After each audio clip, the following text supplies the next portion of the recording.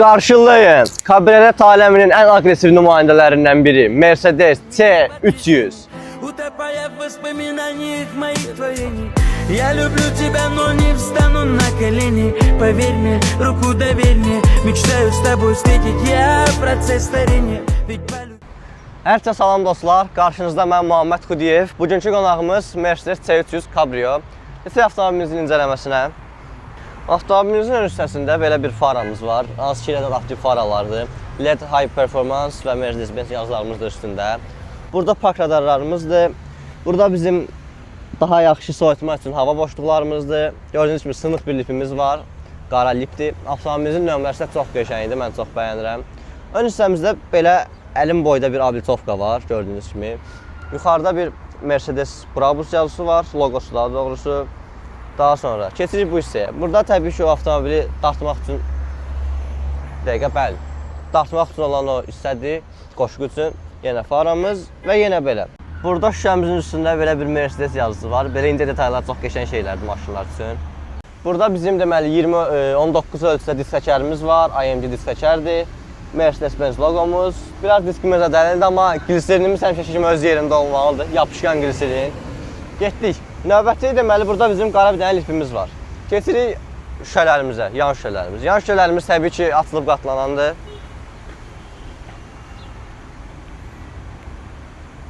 Gördüyünüz kimi.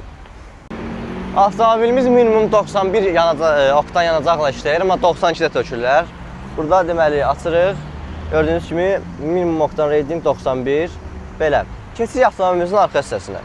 Avtomobilimizin arxa hissəsində təbii ki, gördüyünüz kimi bir arxa lifimiz, aşağıda bir lifimiz, səs boğucu çıxışlarımız və yenə də həmin o dartmaq üçün olan, adını bilmirəm, yazası şəhərlərdə həmin o yerimiz.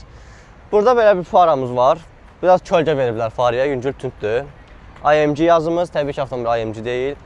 Burada isə məncə bir çoxunuz bilirsiniz, avtomobili arxaya, yəni zadniyə atanda, burada parkovka üçün kamera çıxır, danışa bilmədim. Daha sonra burada 500S yazımız, təbii ki, fakedir, avtomobil C300'lü 2 motordur. Arxası belə. Avtomobilimiz kabrio olduğu üçün belə kiçik bir bagaj həcmi var. Haradasa 260 litrdir, biraz dişi düzülür sayın. Burada arxa oturacaqları qabağa çəkmək üçün düymələrimiz var 2 dənə.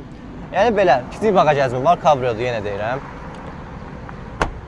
Belə. Deməli, avtomobilimizin salonuna gəldikdə, yan tərəfimizdə memory paket var, 1, 2, 3 və M. Gördüyünüz kimi bunlar hamısı işlək vəziyyətdədir.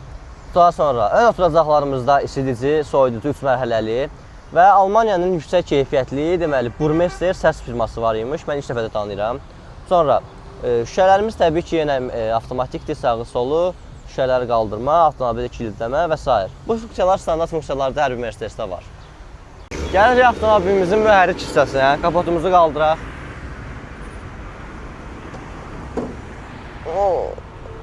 Təbii ki, amortizatörlə kapotumuz qalmır. Deməli, 2 litr həcmində 4 silindirli M264 kodlu mühərrikimiz var burada. 255 at gücü istehsal edir. Daha sonra bu mühərrik deməli şəhər içi 10-11 litr 100-ə. Daha sonra magistral yolda isə 78 litr yanacaq sərfiyyatı var. Avtomobildə 92 oktan yanacaqla işləyir. Yəni mühərrikimiz də belədir. Dostlar, indi isə avtomobilimizin içindəyik. Gəlin avtomobilimizi bir dənə xotlayaq, görək nə olur.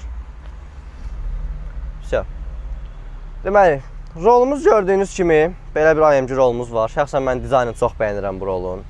Avtomobilimizin funksiyalarına gəldikdə isə çox qurcalmaq istəmirəm, çox da başım çıxmır deyə. Deməli, burada belə 10 inçlik təxmini belə bir ekranımız var. Təbii ki, avtomobilimizdə skoruslarımız arxadadır, belədir.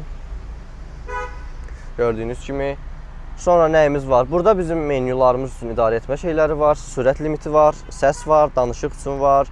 Və burada gördüyünüz kimi AMG deflektorlarımız var. Daha sonra burada belə bir qol qoyanımız var.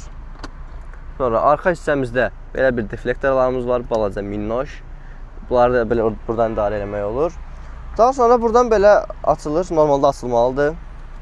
Sonra avariyenilərimizdir. Menü üçün düymələrimizdir, kondisionerin klimatın idarə olunmasıdır, temperaturun idarə olunmasıdır, avtomobilin içinin havasıdır və s. Radio, media, buradan disk taxmaq olur. Təbii ki, o hissədə də bizim bardaçokumuz var. Gəlirik yuxarı hissəyə, burada günlüyümüz var. Bundan biraz özümüzə baxırıq. Avtomobilimizin için daha çox belə menülarını çox göstərmək istəyirəm. Sadəcə başım tutmadığı üçün çox eləyə bilmirəm. İçi belə. Keçək indi isə səsinə qulaq asaq.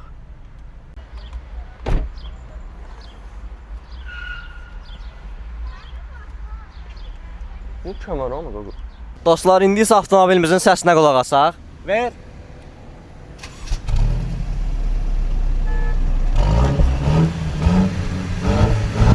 Saxla. Oo, aqressivdir biraz. İndi isə avtomobilimizin üstünü bağlayaq.